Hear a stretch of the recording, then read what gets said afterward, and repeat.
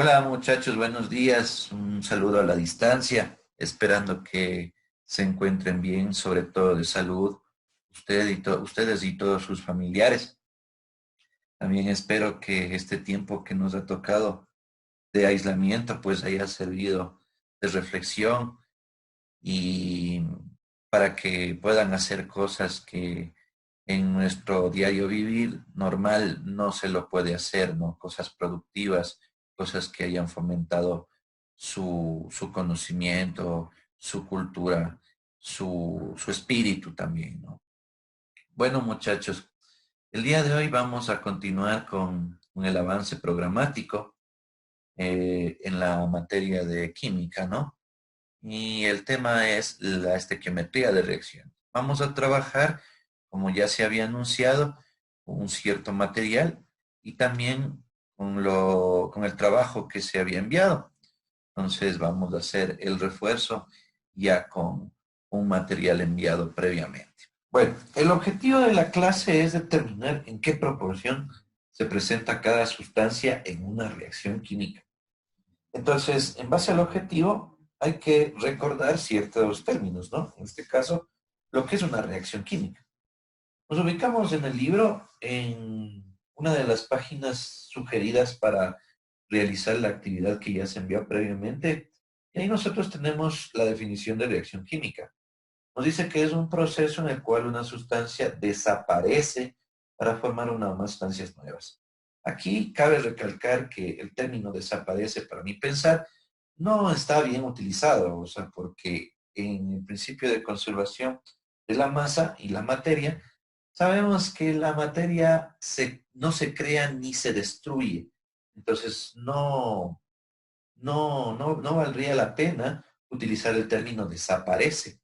Más bien aquí utilizaríamos el término se transforma. Una reacción química es un proceso en el cual una sustancia se transforma para obtener una o más sustancias nuevas. Eso sería más adecuado. Mientras que las ecuaciones químicas son el modo de representar las reacciones químicas. Entonces, yo veo un fenómeno donde hay una transformación de la materia, pues ese fenómeno es químico. Cuando hago yo la observación, yo tengo que representar eso de alguna manera para hacer el análisis, para hacer cálculos, para sacar conclusiones, bueno, para hacer el estudio del fenómeno en términos generales. Entonces, para que quede bien claro nuevamente esta situación de reacción y ecuación, vamos a poner como ejemplo la combustión de la gasolina. La combustión de la gasolina es un fenómeno químico.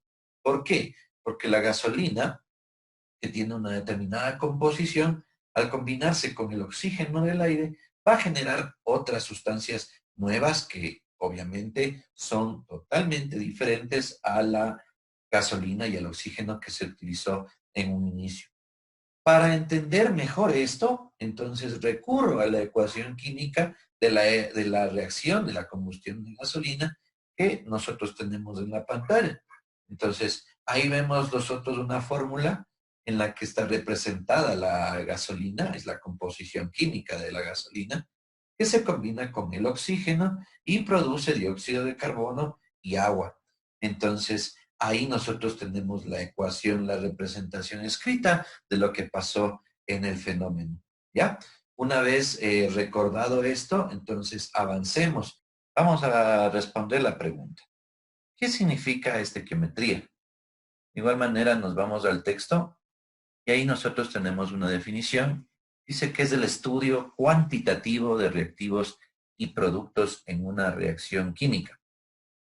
Ahora, en otras palabras, la estequiometría lo que se encarga es de estudiar las cantidades en las que van a intervenir tanto reactivos como productos.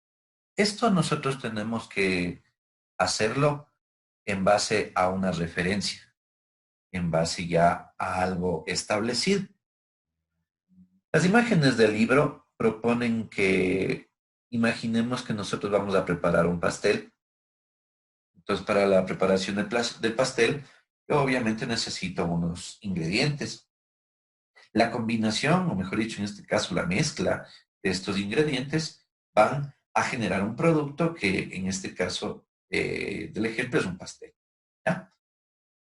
Si nosotros utilizamos los ingredientes en una determinada proporción, o en, mejor dicho, en una proporción adecuada, el producto va a ser bueno, va a ser lo que yo esperaba, va a ser algo agradable en este caso, tanto en aspecto como en sabor, ¿sí? Entonces, si yo mezclo los elementos de una buena manera con cantidades correctas, el producto es efectivo, es eficiente. Si por el contrario, yo mezclo los ingredientes en proporciones inadecuadas, o sea, la mezcla es desproporcionada, es decir, que en la imagen, por ejemplo, me dice que utilice 4 huevos y yo utilizo 6, me dice que utilice una taza de aceite y yo utilizo media taza de aceite, y así voy alterando la cantidad que ya está establecida para obtener un buen producto. Es muy probable que el producto sea malo o de mala calidad, como vemos esa masa ahí fea que tenemos en la imagen, ¿no? Entonces, con esto tú entiendes que si yo quiero tener un buen producto, debo utilizar los ingredientes en determinadas cantidades. De lo contrario, el producto no va a salir como yo espero, como yo quiero, ¿ya? Y en la química o en las reacciones químicas pasa lo mismo. Si es que yo utilizo proporciones no adecuadas, entonces corre el riesgo de que la cantidad de producto sea excesiva o no genere la cantidad de producto que yo quiero, o que incluso no exista o no se dé la reacción. Vamos terminando ya el tema, la explicación, y vamos a responder ahora la siguiente pregunta. ¿Cómo determinar la proporción de las sustancias en una reacción? Bueno, eh, el tema no es complicado, pero los pasos que debemos seguir, tenemos que tratar de hacerlos de manera ordenada y entendiendo bien cada cosa que voy haciendo. Entonces, en primer lugar, el libro, el texto sugiere una ruta la cual nosotros vamos a seguir para determinar las cantidades de una sustancia de otra que se van a necesitar o que se van a obtener en una reacción química, ¿sí?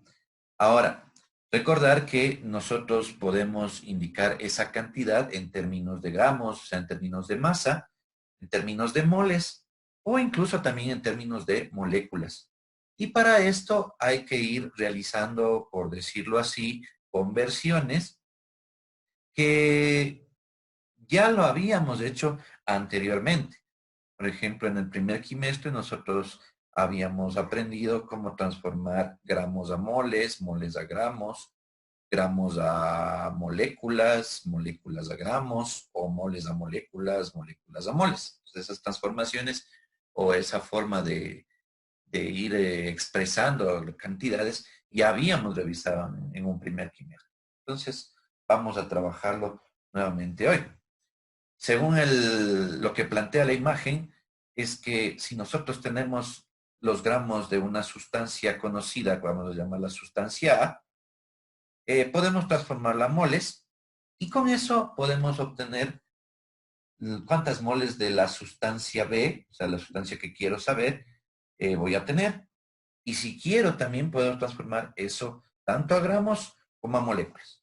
También hay otra situación en la cual me den el dato del número de moléculas que yo tengo de la sustancia conocida, eso transformo a moles y posteriormente pues transformaré ese dato a las moles de la sustancia que quiero conocer, para a su vez también, si es que quiero, transformar a gramos o a número de moléculas. Entonces, más o menos así funciona este esquema. Entonces, vamos a trabajar como ejemplo el ejercicio del libro, el ejemplo número 19. Entonces, en este ejemplo, nosotros tenemos que hay una reacción, una ecuación, mejor dicho, que representa la reacción entre el carbono y el oxígeno, obteniendo como producto el monóxido de carbono. Algo importantísimo, fundamental en el proceso que vamos a realizar es que la ecuación esté balanceada. En este caso, el texto ya nos da balanceada la ecuación, ya tenemos los coeficientes estequiométricos, que me ayudan a saber cuántas moles de cada sustancia van a participar, pero cuando te den una ecuación que no esté balanceada, entonces el primer paso obviamente es igualar la ecuación. ¿Qué indica o qué propone el ejercicio o el ejemplo? Dice que a partir de 70 gramos de oxígeno, veamos cuántas moles de monóxido de carbono se obtiene. Entonces, el oxígeno, en este caso, es la sustancia A, mientras que el monóxido de carbono va a ser la sustancia B. Listo, muchachos, entonces empecemos con la resolución. En primer lugar, vamos a trabajar sobre esta ecuación química, ¿no? Me dice que 2 moles de carbono se combinan con 1 mol de oxígeno para producir 2 moles de monóxido de carbono. Ahora, el ejercicio plantea que yo tengo 70 gramos de oxígeno y con este dato yo quiero determinar cuántas moles de monóxido de carbono voy a obtener. Entonces, aquí yo tengo una sustancia A y una sustancia B, ¿sí? La sustancia A es la sustancia de la cual tengo el dato, de la cual tengo la cantidad. En este caso es el oxígeno, sustancia A. Y la sustancia B es la sustancia que yo quiero averiguar la cantidad que voy a obtener o que necesito según sea el caso. En este caso, como es un producto, voy a averiguar cuánto voy a obtener de esto. Sustancia B entonces es el monóxido de carbono. Entonces, una vez que yo ya definí cuál es la sustancia A y cuál es la sustancia B, sigo el esquema que me sugiere el texto. Si yo tengo los gramos de sustancia A, yo lo que voy a hacer primero es transformar a moles ese dato, ¿sí? ¿Cómo hago esto? Ubico la masa, es decir, el dato, 70 gramos de oxígeno, y voy a transformar eso a moles, utilizando los factores de conversión como propone el libro. Para esto entonces abajo pongo gramos de oxígeno y arriba pongo moles de oxígeno. Es decir, repito la unidad en la que está expresado en el dato abajo y arriba pongo la unidad a la que quiero obtener la respuesta. Por lo general, los datos que se van a poner aquí son la relación que hay entre moles y gramos, hablando en términos de un solo mol o de una mol de la sustancia. Entonces, aquí, en este caso, voy a poner el número 1. Y acá tengo que hacer la equivalencia, por decirlo así, de un mol de oxígeno, que en este caso es 32. ¿De dónde se obtiene este 32? Recuerda que el peso molecular, el peso de un mol de oxígeno, mejor dicho, de cualquier elemento, tú lo obtienes de la tabla periódica. Entonces, en la tabla periódica busca la masa de oxígeno, es 16, la masa atómica del oxígeno. Pero como es oxígeno molecular, multiplicas por 2, de ahí obtienes este 32. Listo. Para finalizar, operas. Antes de eso, la simplificación, ¿no? Esto se simplifica con lo de acá y vamos a operar. Esto multiplicas por esto y divides para 32. Entonces 70 por 1 dividido para 32 me da un valor de 2.19. ¿Qué es esto? No te olvides, para que no te confundas, de poner moles de oxígeno. Y listo. ¿Ya? Hiciste la primera parte del proceso sugerido. Transformaste los gramos de oxígeno a moles. Ahora, ¿qué pide el ejercicio? Obtener las moles de sustancia B. Entonces, según el esquema, a partir de las moles de la sustancia A, yo puedo hacer una relación para obtener las moles de sustancia B. ¿Cómo es esta relación? Entonces, partes del dato conocido, que en este caso ya está en moles. 2.19 mol de oxígeno, otra vez los factores de conversión. Abajo ubicas la misma unidad, moles de oxígeno, y arriba lo que quieres encontrar, que en este caso ya es el dato de la sustancia B, igualmente en moles. Moles de monóxido de carbono. Aquí hay que ubicar igual números, y esos números yo debo obtenerlos de alguna fuente.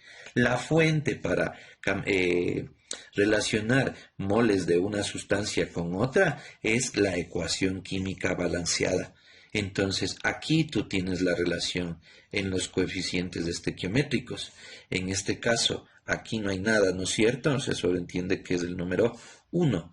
Entonces, aquí yo tengo un mol de oxígeno según lo que dice la ecuación. Y con eso obtengo 2 moles de monóxido de carbono. Listo. No te marees. Es bastante sencillo.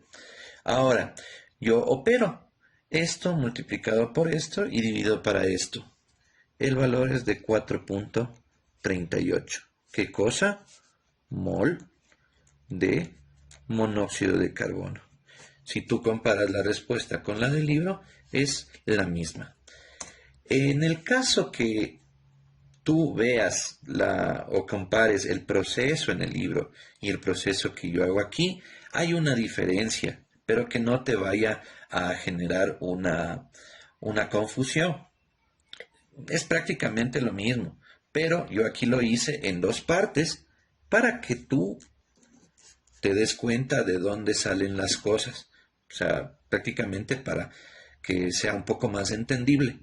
Pero en el libro no está dividido de esta manera. En el libro te pone todo seguido. Es decir, en primera instancia te pone esta relación que sirve para transformar los gramos de oxígeno a moles de oxígeno e inmediatamente sin ubicar esto, ubica esto de aquí. ¿Sí? Entonces esto lo ubica en esta parte para hacer la transformación de manera directa, sin interrupciones, por así decirlo. Pero la respuesta, como te das cuenta, es la misma. Entonces tú puedes hacer estos ejercicios de manera directa, como propone el libro, o puedes hacerlo en partes hasta que domines bien y luego también ya, si te acostumbras, lo haces directamente. Ya depende del tiempo que le quieras dar a la resolución del ejercicio. Bueno, muchachos, eso ha sido todo por el día de hoy. Espero que la explicación haya sido clara, hayan entendido, hayan despejado algunas dudas que de pronto surgió con el tema. Y para estos días voy a publicar otro video en el que voy a resolver los ejercicios de la actividad que se envió. Entonces ahí ustedes pueden comparar con lo que ustedes resolvieron y si es que de pronto hay errores, corregirlos, ¿no? Cualquier novedad, cualquier otra duda, si es que necesitan una explicación adicional, estoy a su disposición. Por favor, me indican por cualquiera de los medios por los cuales nos hemos estado comunicando en estos días. Bueno, eso es todo, chicos. Suerte y cuídense mucho. Chao, chao.